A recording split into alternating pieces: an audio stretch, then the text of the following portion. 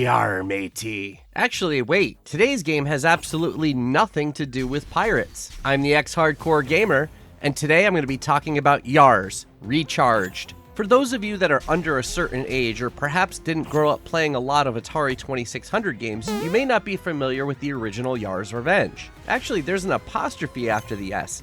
Is it Yars's Revenge? That just sounds weird. Anyway, Yars Revenge is what I'm going to call it, and it's the best-selling original game to come out on the Atari 2600.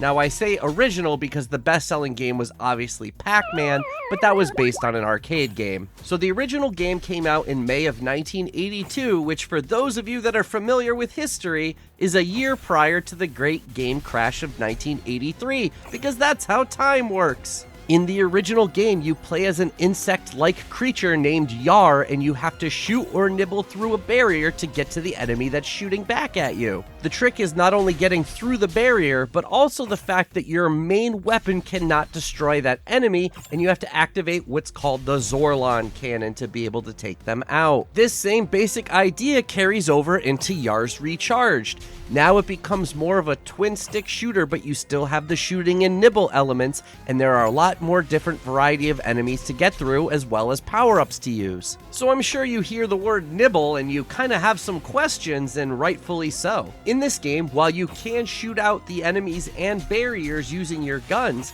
there is a risk-reward type system set up where if you move in closer to the enemies, you nibble on them, which does more damage. The risk is obviously that now that you're closer to the enemy, you have less time to react to being shot at. But the reward is that you're going to do more damage and take them out much faster. Now, when I say enemies, I don't mean the usual types of like creatures or aliens that are coming and fighting and attack you, and more along the lines of cannons that are helping out that boss try to kill you. These cannons and other lasers that will be helping out usually have barriers that are associated with them. Take out those cannons and lasers and you will destroy the barriers that go with them as well. On top of getting rid of the barriers, you will also collect energy that will be used to fill up a meter. Once this meter is filled up, that will unlock the use of the previously mentioned Zorlon Cannon. The Zorlon Cannon is the only way to take out the bosses of each level. When activated, it creates an invincible area where you cannot be harmed by any enemy fire except for the boss's swirl attack. You move up and down to aim, and it can only shoot out in a straight line to the right. Each boss will take multiple direct hits to be able to take them out, and if the shot hits a barrier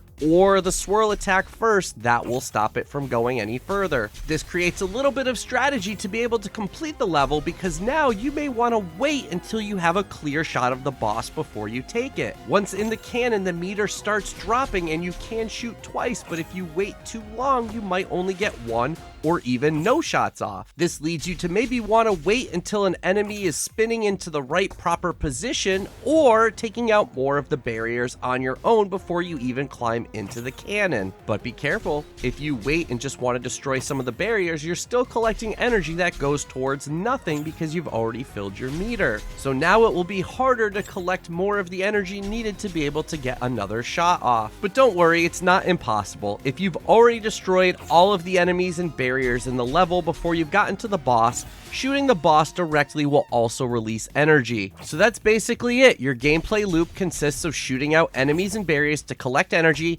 get the cannon, and shoot the boss. Kill the boss and move on to the next area. There are two different modes that you can pick from when playing Yars Recharged: arcade mode and mission mode. Now, instead of an endless set of levels that get progressively harder until you finally die and you want to just beat your high score, there is a set number of levels in Yars Recharged. Playing very much like a boss rush mode, you will have 30 different levels to get through, which consist of you fighting, killing the boss, and then moving on to the next area. 3 hits and you die, but that count does reset whenever you move on to the next level. Don't worry though, the high score aspect hasn't gone away and it's still there, complete with an online leaderboard. There are also 3 different modifiers that can be chosen when you play the game that will give you a bit of a score boost since they make the game harder. Hyper makes the game faster, Hunger makes it so you can no longer shoot and nibbling is the only way to do any kind of attacks, and Heavy Cannon, well, I never could quite figure it out. Every time I used it, it felt the same, and there's no in-game description, so kind of a poor design. Unfortunately, the mission mode was a huge disappointment for me as somebody who's been a fan of all the previous Recharged games. In the previous games in the series, I found that most of my playtime was actually spent in the mission mode because of all the variety in the gameplay it presented. Each level would present itself with a new unique twist on how to play the game. Maybe there's a time limit, or only certain enemies will come after you. There was a whole variety of different ways to play the game, and it made it a lot more fun and kept you coming back for more. Plus, each unique level had its own leaderboard. While yes, there is still the leaderboard for each level, all that uniqueness and variety is totally thrown out the window, and all you have is just 30 more boss fights.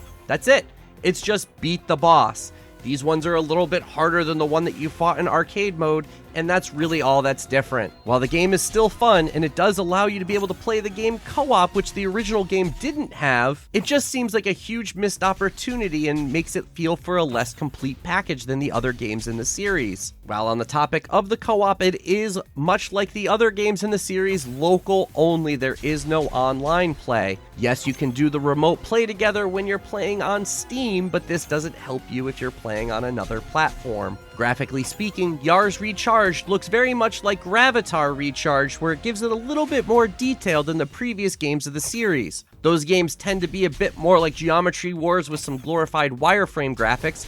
This one, while it's not super detailed, does have a little bit more to it. Thankfully, it's still not super demanding, and I was able to keep a consistent 165 frames per second, which is what my monitor supports. I'm very happy to say, though, that one thing that definitely kept itself along the lines of the previous releases is there's another epic soundtrack by Megan McDuffie. I've loved every soundtrack that they've done before, and this one is no exception. If you're into retro gaming-inspired electronic soundtracks, then this will be another one for you. For better or worse, it sounds pretty much like the other soundtracks in the other games in the Recharge series. On one hand, it may seem that it's hard to differentiate between them and it seems a bit uninspired, but also on the other token, it actually makes it so you feel like you're still playing within a same series and gives you that familiarity of it. So in the end, we have yet another game in the Atari Recharge series that is fun to play, but a bit of a mixed bag and has a bit of an underwhelming mission mode. I think people will still enjoy playing it, but they might not get as much game time out of it as previous games in the series.